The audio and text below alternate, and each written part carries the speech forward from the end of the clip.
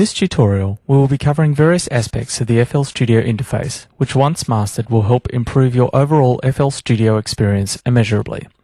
We will be looking at knobs and sliders, the various LCD controls, using scroll bars, event editing, the snap controls, zooming in the playlist, piano roll and event editor, and the MIDI stretch function in the piano roll editor. Knobs and sliders work in exactly the same way all through the FLStudio interface. Click and drag upwards to increase the controller value, and click and drag downwards to decrease it. To return to the control's default value, hold down the Alt key and click on the control. To make fine adjustments to the control, hold down the Control key on your computer keyboard while you are dragging. Some controls, such as panning knobs, have a center detent which freezes the movement of the knob as you're turning it whenever it reaches a central position.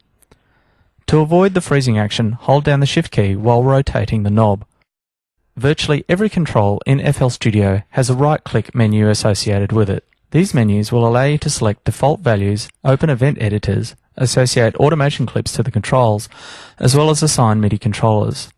Be aware that buttons in the menu bars have right-click functionality as well. For example, the metronome, the typing keyboard to piano keyboard, and the count-in button. LCD controls appear all through the FLStudio interface as well. Examples of LCD controls are the project tempo control, the pattern number, and various controls within the channel settings such as pitch bend range and FX routing. Increasing or decreasing values in LCD controls work the same as knobs and sliders. Click or drag up and down in the controller. If you want to make incremental adjustments, hover the mouse above or below the controller box and the cursor will change to a single direction arrow. Single clicks will change the controller value one step at a time. Clicking and holding the mouse button will cause the value to change rapidly.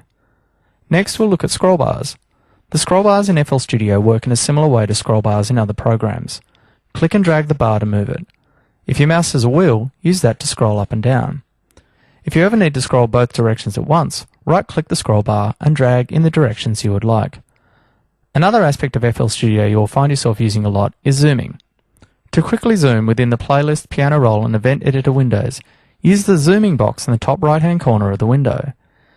In the piano roll and playlist editors, there are two. The top one will zoom horizontally on the timeline, and the bottom one will zoom vertically on audio and automation clips in the playlist and on control data in the piano roll. Right-clicking and dragging on the lower zoom box allows you to zoom vertically and horizontally. You can also use the page up and down keys to zoom in and out as well. Using the number keys 1 to 5 on the computer keyboard, not on the number keypad, also gives you access to quick zooming. The corresponding commands are from 1 to 5, far, medium, close, best fit, and to selection. To selection relates to selections you have defined with the select tool in the timeline. Perhaps the simplest zooming method is by using the zoom tool in the editor toolbar. The keyboard command for the tool is simply Z. Click and drag to rubber band the area you want to zoom to. Click anywhere in the background of the editor to zoom out again and view all data in the editor window. The next part of the interface we're going to look at is the snap controls. The snap settings control the behavior of event editing in all windows that use the tempo grid. They also affect the quantized behavior of new MIDI recordings into the sequencer. There are three places that you can control snap settings: the global snap settings and the local snap settings in the playlist and piano roll. Clicking on the snap drop-down box or button reveals a range of incremented snap settings. These range from one whole bar through to 1/4 of a beat, or in other words, 1/16th note, right through to 1/6 of a step. The number of steps in a beat is defined in the project general settings in the options menu. If you have 4 steps per beat, then 1/6 of a step will equal triplet 64th notes. FLStudio will update the tempo grid display depending on the zoom and snap settings. At very fine snap settings, the grid resolution won't display, but the snap settings will still apply. Setting the snap to none allows you to freely alter the event without any snap behavior. When you're making MIDI recordings, define a snap setting and the recording will be quantized automatically to the resolution that you set. To finish off, we'll look at a couple more small points about interfacing with FLStudio. In the event editor and the piano roll note properties, you can just click and drag to paint values in quickly and easily. If at any time you wish to draw straight line alterations, simply right-click and drag.